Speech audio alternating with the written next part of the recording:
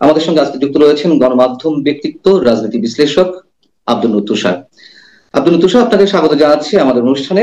আপনার কাছে আমার প্রশ্ন, আহ নির্বাচন নিয়ে তো নানান কিছু হচ্ছে, সরকারের পক্ষ থেকে নানান ধরনের অজুহাত দাঁড় করানো হচ্ছে নির্বাচন প্রলম্বিত করতে, এরকম একটি অভিযোগ এখন এস্টাবলিশড হয়েছে নানান মহলের পক্ষ থেকে।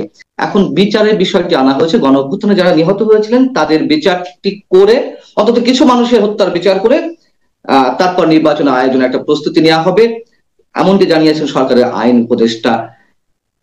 আপনার মূল্যায়নের সম্পর্কে, বা এটি কেন হঠাৎ করে আবার সামনে নিয়ে আসা হলো? বিচার তো সবাই চাই, কিন্তু নির্বাচনের সঙ্গে সংশ্লিষ্টতা কি? বৃহৎ যে দুটি দল, তারা দুটি দলই রমজানের আগে অথবা এই বছর ডিসেম্বরের মধ্যে নির্বাচন চেয়েছে, এটা আসলে অস্বাভাবিক কিছু না। তারা এই চাপ প্রয়োগ করবেন, এটা আমরা আগেই বলেছি যে এই চাপ সামনে আসতে যাচ্ছে। এটা যে ঠিক হয়েছে, এটি রাজনীতি যারা বিশ্লেষণ করেন বা আমার মতো যারা টকশোতে কথা বলেন তাদের জন্য বেশ ভালো যে তাদের কথাবার্তা ফলে যাচ্ছে। কিন্তু এটা দেশের জন্য যে খুব ভালো তা কিন্তু না। কেননা এইভাবে চাপ দিয়ে জিনিসপত্র আদায় করার ব্যাপারটা যদি শুরু হয়ে যায়, তাহলে এমন নয় যে সবসময় দলগুলি যৌক্তিক চাপ দেবে, এবং একসময় দেখা যাবে যে অযৌক্তিক চাপের কাছেও সরকারকে মাথা নত করতে হবে, এবং সেটা যদি হয় তখন আবার নির্বাচন ঝামেলার মধ্যে পড়বে। এক একটা চাপ তারা মেনে নেবে, লোকজন বলবে যে লেভেল প্লেইং ফিল্ড হচ্ছে না, আমাদের কথা শুনছে তাদের কথা শুনছে না, বা তাদের কথা শুনছে না আমাদের কথা শুনছে না, এইসব শুরু হবে। যেটা এনসিপি এরই মধ্যে বলে দিয়েছে যে এই সরকারে নাকি বিএনপি জামাতের লোক আছে, তাদের বা তাদের লোক নাই আর কি, এটা তারা বলেছে। তো এটা একটা দেখেন অদ্ভুত কথা না, তাদের লোক থাকে না কিভাবে? তাদের নেতা তো এই সরকার থেকে বের হয়েই নেতা হয়েছে। তো এইটা একটা অসুবিধা। আর আরেকটা প্রশ্ন আপনি যেটা করেছেন সেটি হচ্ছে যে আহ বিচার বিচার বিচার সরকারের কাজ না, বিচার হচ্ছে আদালতের কাজ। সরকার যেটি করবেন, আদালতের কাছে বিচার প্রার্থী হবে। যেহেতু এইখানে যারা সংক্ষুব্ধ জনগোষ্ঠী, সেই সংক্ষুব্ধ জনগোষ্ঠী হচ্ছে সাধারণ জনগণ, এবং এক ধরনের মানবতা বিরোধী অপরাধ হয়েছে, তাই সরকার এখানে বাদী। কিন্তু একই সঙ্গে তো আত্মীয় স্বজনরাও বাদী।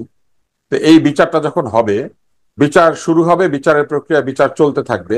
আদালত যখন বিচার সম্পন্ন হবে বা হয়েছে বলে মনে করেছেন, তখনই তারা রায় দেবেন। ফলে কোন বিচার কখন শেষ হবে এটা যদি কেউ ঠিক করতে পারে যে না আমরা জুনের মধ্যে 10টা বিচার শেষ করব, 15টা বিচার শেষ করব, তাহলে কিন্তু আদালত এক ধরনের প্রশ্নবিদ্ধ হয় যে আদালত কি আসলে সরকারের ইচ্ছা মতো বিচার করছে, নাকি আদালত তার স্যাটিসফ্যাকশন অনুযায়ী বিচার করছে, তার নিজের স্যাটিসফ্যাকশন অনুযায়ী। নিয়ম হচ্ছে আদালত এবং বিচারক তার নিজের স্যাটিসফ্যাকশন অনুযায়ী বিচারের রায়টা দেন।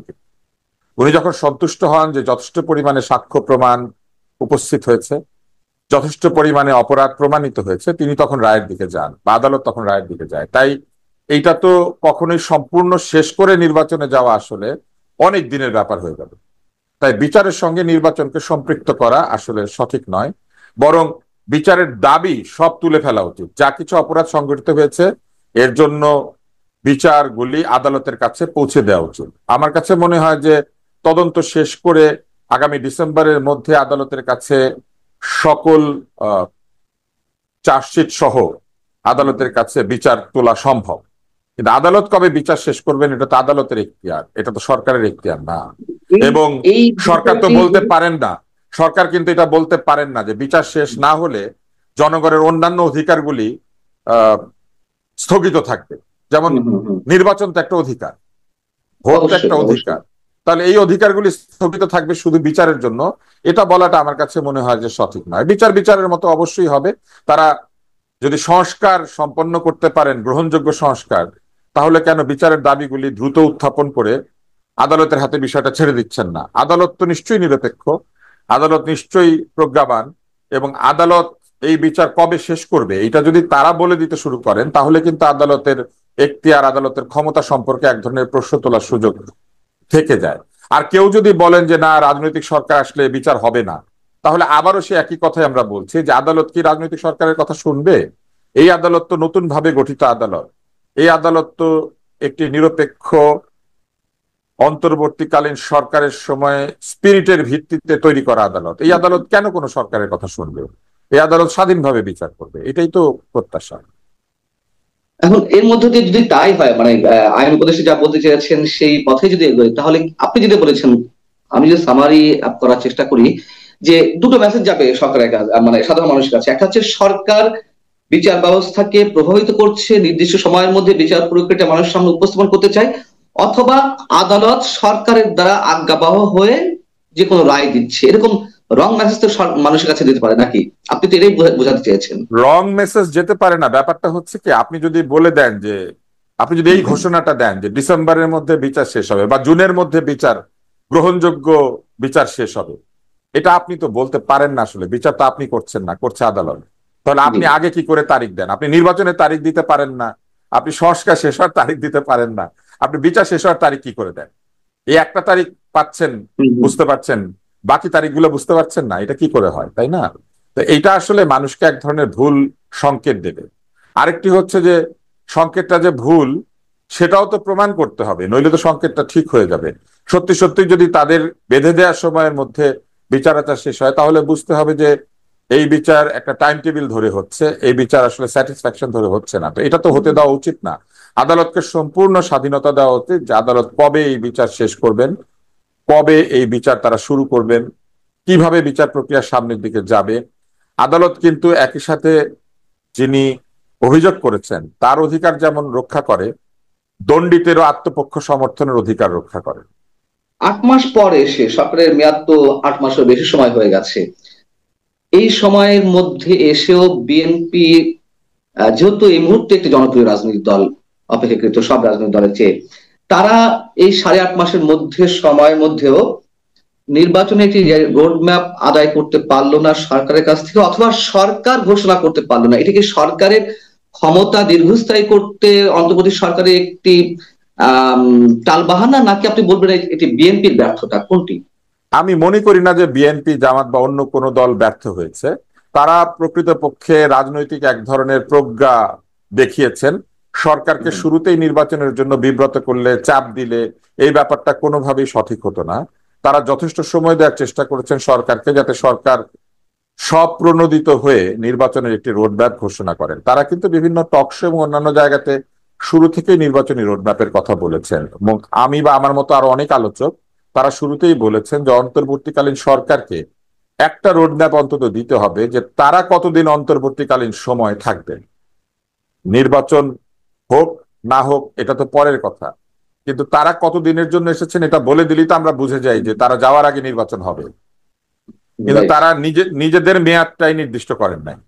তারা সবসময় একটা ভেগ কথা বলেছেন যে বড় সংস্কার হলে দেরিতে, ছোট সংস্কার হলে তাড়াতাড়ি, বিচার হবে বিচারের পর। বলেছেন যে আপনারা যা চান সকলে মিলে ঐকমত্য হলে তারপরে ঠিক হবে। আবার বলেছেন সংস্কার এই বিষয়ে একটা ঐকমত্য হলে তাহলে হবে। এবং প্রধান উপদেষ্টা সবার আগে নির্বাচনের কথা বলেছেন, তারপরে দেখা গেছে অন্যরা নির্বাচনের পক্ষে কথা বলেছেন। আবার দেখা গিয়েছে প্রধান উপদেষ্টা বলার পরেও তার উপদেষ্টা মণ্ডলীর অনেক সদস্য নির্বাচন নিয়ে ভিন্ন ভিন্ন ভাবে কথা বলেছেন।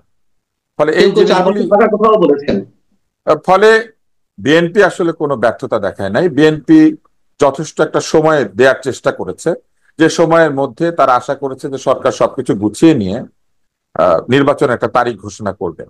কিন্তু এই অন্তর্বর্তীকালীন সরকার আসার পর যেভাবে ঘটনা সামনের দিকে এগিয়ে যাচ্ছে, তাতে করে কিন্তু এক ধরনের শঙ্কা সবার মনে জেগে উঠছে অন্য বিষয়ে, নির্বাচন বিষয়ে না। একটি হচ্ছে আইন শৃঙ্খলা পরিস্থিতি, একটি হচ্ছে এক ধরনের মব কালচার তৈরি হওয়া, একটি হচ্ছে কিছু কিছু মানুষ ক্ষমতায় না গিয়েই নিজেকে ক্ষমতায় আছি এইরকম মনে করে এক ধরনের অনিয়মতান্ত্রিক আচরণ শুরু করে দেওয়া।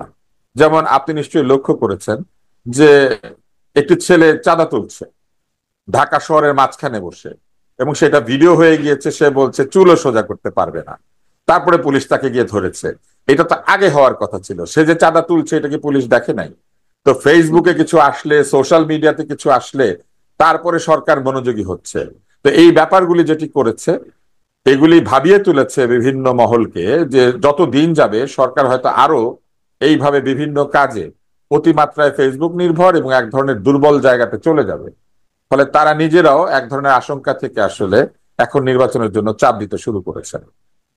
না, যদি নির্ভরতা হতো ফেসবুকের উপরে, অন্তত ফর্মাল যে মিডিয়া বা ট্রাডিশনাল মিডিয়াতে তো অনেক খবরই আসছে না, আমরা ধরে নিলাম ফেসবুকের উপরে যদি নির্ভরশীল হতো, তাও অনেক কিছু ভালো আউটপুট পাওয়া যেত। তাও তো আমরা দেখছি যে মব কালচারের কথা বলছেন, যে অরাজকতা চাঁদাবাজির কথা বলছেন, কই তাদের বিরুদ্ধে তো আমরা কোনো ব্যবস্থা দেখছি না। সরকারকে আমরা লক্ষ্য করেছি তারা সিলেক্টিভ উইজডম দেখাচ্ছেন, অর্থাৎ যেখানে তাদের মনে হয় যে তাদের এখন প্রজ্ঞা এবং তাদের এক ধরনের সততা প্রমাণ করতে হবে, সেখানে গিয়ে তারা সেটা করছেন। বিভিন্ন জায়গায় আবার যেখানে তাদের মনে হচ্ছে তারা চুপ করে থাকবেন, তারা চুপ করে থাকছেন, এমন ভাব করছেন তারা দেখতে পাচ্ছেন না। আবার আমরা দেখেছি যে বুলডোজার নিয়ে বঙ্গবন্ধু শেখ মুজিবুর রহমানের বাড়ি ভেঙে দেওয়া হচ্ছে, এটাকে প্রতিবাদের ভাষা হিসেবে সরকারের দায়িত্বশীল মহল ফেসবুকে লিখেছেন। কিন্তু আবার একইভাবে অন্য কারো বাড়ি আক্রমণ হলে তারা বলছেন যে এটা খুবই নিন্দনীয়, এটা করা ঠিক হয় না। তো বাড়ি ভাঙা জিনিসটাই নিন্দনীয় হবে, অথবা বাড়ি ভাঙা জিনিসটা জায়েজ হয়ে যাবে। একটা বাড়ি ভাঙা প্রশংসনীয়, একটা বাড়ি ভাঙা নিন্দনীয়, এই যে ডাবল স্ট্যান্ডার্ড, এটা মানুষকে আসলে প্রশ্নবিদ্ধ করে। যে কোনো যুক্তিশীল মানুষ এর মধ্যে যুক্তি খুঁজে পাবেন না।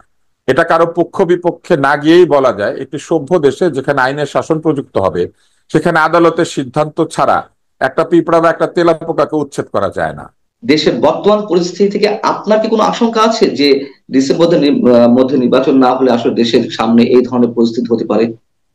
নির্বাচন দেরি হলে কি হয়? নির্বাচন দেরি হলে অগণতান্ত্রিক শক্তিগুলি শক্তিশালী হয়। বাংলাদেশে নানান ধরনের পক্ষ আছে, এটা শুধু বাংলাদেশ না, পৃথিবীর সব দেশে এরকম পক্ষ থাকে। ঘটনা যেটা ঘটে, নির্বাচন না হলে যেহেতু কারোই কোনো দায়বদ্ধতা থাকে না, তারা যেটি করেন, এক একটি গ্রুপ তাদের ব্যক্তিগত শক্তি সঞ্চয় করে বিভিন্ন জায়গাতে তারা সেই শক্তি প্রয়োগ করতে শুরু করে দেন। এটা যে ধরনের পরিস্থিতি তৈরি করতে পারে তার মধ্যে একটি হচ্ছে যে, ধরেন আপনার ফরিদপুরে শক্তি বেশি, আমার চট্টগ্রামে, আরেকজনের রংপুরে।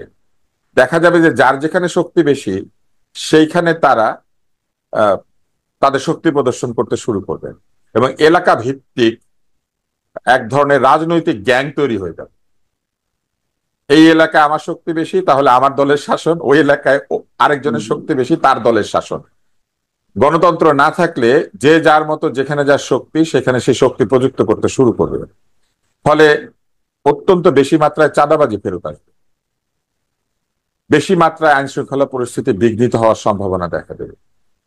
বিভিন্ন জায়গাতে প্রকৃত রাজনৈতিকভাবে জনপ্রিয় ব্যক্তিরা লাইমলাইট থেকে সরে যাবেন, এবং যাদের পেশি শক্তি বেশি তারা এইসব ক্ষেত্রে বের হয়ে এসে পেশি শক্তির জোরে রাজনৈতিক শক্তিকে হটিয়ে দিয়ে নিজেরা রাজনৈতিক শক্তি হিসেবে আবির্ভূত হবে।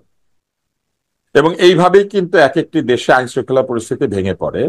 আপনি যদি সোমালিয়ায় যান, সিরিয়ায় যান, বিভিন্ন জায়গায় যান, ইরাকে যান, দেখবেন যে এই অগণতান্ত্রিক শাসন বেশি দিন চললে পরে এলাকায় এলাকায় এই ধরনের লর্ডরা গজিয়ে ওঠে, এবং এই লর্ডরা তখন বিভিন্ন এলাকা শাসন করতে শুরু করেন। এইটা কিন্তু একটা মারাত্মক শঙ্কা। এইটা আসলে আমি মনে করি যে সরকারকে বিবেচনায় নেওয়া উচিত। দ্বিতীয় হচ্ছে যে রাজনৈতিক দলগুলির মধ্যে নানান ধরনের অন্ত লড়াই থাকে। রাজনৈতিক দলের ভেতরের সদস্যদের মধ্যে এক ধরনের রেষারেষি ঘেঁষাঘেঁষি থাকে। যত দেরি হবে এই দলগুলিতে যারা লিবারেল তাদেরকে হটিয়ে দিয়ে কট্টরপন্থীরা এই দলগুলির ক্ষমতা নিয়ে নিতে চেষ্টা করবে, কারণ তাতে করে তাদের সুবিধা হয়। ফলে গুড থিঙ্কিং, ওয়াইজ থিঙ্কিং, এই বিষয়গুলি ধীরে ধীরে সরে যেতে শুরু করবে, এবং এক পর্যায়ে এই দলে যারা উগ্র তারা মনে করবে যে আমরা যদি দলের নেতৃত্বে আসি, চাপ দিয়ে জোর করে আমরা নির্বাচন করাতে পারবো, এবং তারা তখন বেশি উৎপাত শুরু করবে। এটাও কিন্তু সরকারের জন্য স্বস্তিদায়ক হবে না, জনগণের জন্য স্বস্তিদায়ক হবে না। ফলে পৃথিবী অর্থনৈতিক চাপে আছে, সামরিক চাপে আছে। এরকম